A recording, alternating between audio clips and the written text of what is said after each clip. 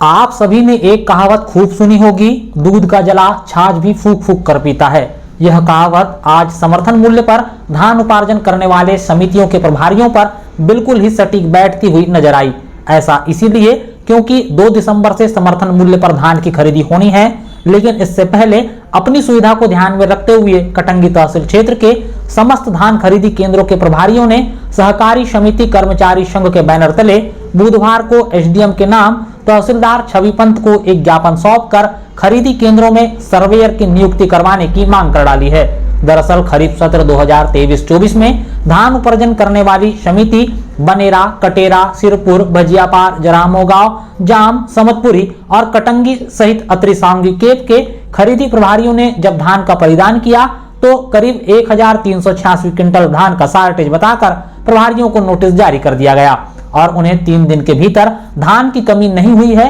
इसके दस्तावेजों के साथ प्रमाण पेश करने को कहा गया और प्रमाण पेश नहीं करने पर शार्टेज मानते हुए करीब 30 लाख रुपए की वसूली समिति प्रभारियों से की जाएगी, ऐसी चेतावनी दी गई, जिससे हड़कंप मच गया। मगर ऐसे हालात अकेले कटंगी तहसील में नहीं बल्कि बालाघाट जिले की सभी तहसीलों में बने, जिसका जमकर विरोध हुआ और खरीदी प्रभारियों ने अपना पक्ष रखा। इस पूरे घटनाक्रम को ध्यान में रखते हुए धान खरीदी से पहले खरीदी केंद्र प्रभारियों ने ज्ञापन सौंपकर सर्वेयर की मांग रखी है। दरअसल समिति स्तर के खरीदी केंद्रों में सर्वेयर नहीं होने से जब धान का परिवहन कर धान को केप या फिर गोदामों में भंडारण के लिए पहुंचाया जाता है तो वहां पर सर्वेयर धान को नॉन एफएक्यू बताकर रिजेक्शन में डाल देते हैं, जिससे खरीदी प्रभारी को बाद में काफी मानसिक और आर्थिक परेशानियों का सामना करना पड़ता है।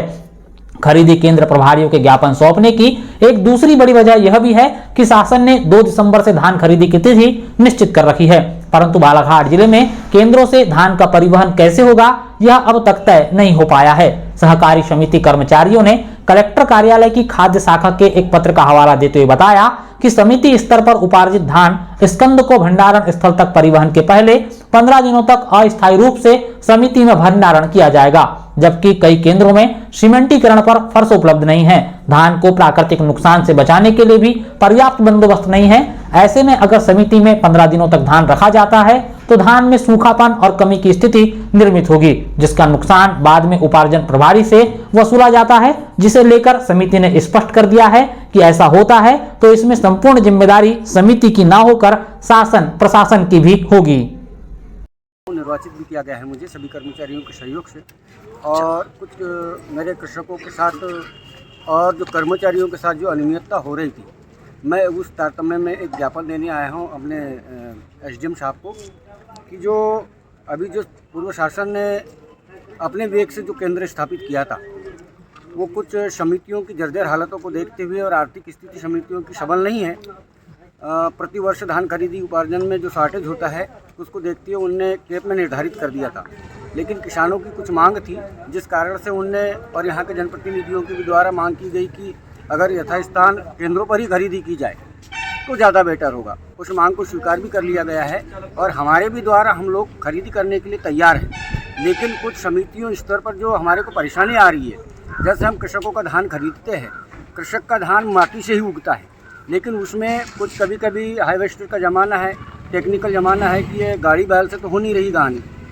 तो कृषि यंत्रों के द्वारा जो कुछ कांडियाँ आती है, कुछ मिट्टियाँ आती है, कुछ बदरे वाला धान आता है, ऐसी धान कभी कभी केंद्रों पर खरीद ली जाती है और बहुत ज़्यादा नहीं रहता, हल्की फुल्की मात्रा में रहता है, 20% मात्रा में रहता है। लेकिन जब वह परिवहन होता है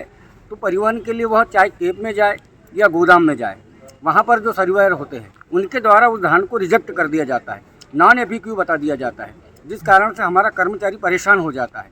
और जो अभी शासन ने 15 दिन का हवाला दिया है कि 15 दिन तक परिवहन नहीं होगा, अगर परिवहन नहीं होगा तो किसानों का पेमेंट भी नहीं डालेगा, परिवहन नहीं होगा तो उसमें जो शॉर्टेज की स्थिति बनेगी वो हमारे कर्मचारी से वसूल किया जाना तय किया गया है। हमारे पास बैंक का लेटर है कि अगर समिति में शॉर्टेज होता है तो जो प्रभारी होगा उससे शॉर्टेज वसूली की जाए। आप लोगों की क्या मांग है? हमारी मांग है कि समिति स्तर पर हमें सर्वेयर नियुक्त किया जाए, शासन सर्वेयर नियुक्त करे, जिससे वो क्वालिटी जो है धान की वह समिति स्तर पर ही देख ले, जब भी अगर परिवहन हो तो वह गोदाम में जाए या केप में जाए तो हमारा माल रिजेक्ट ना हो। अगर रिजेक्ट नहीं होगा तो किसान को परेशानी नहीं होगी। प्रमुख मांग आपकी समिति में सर्वेयर की नियुक्ति की है।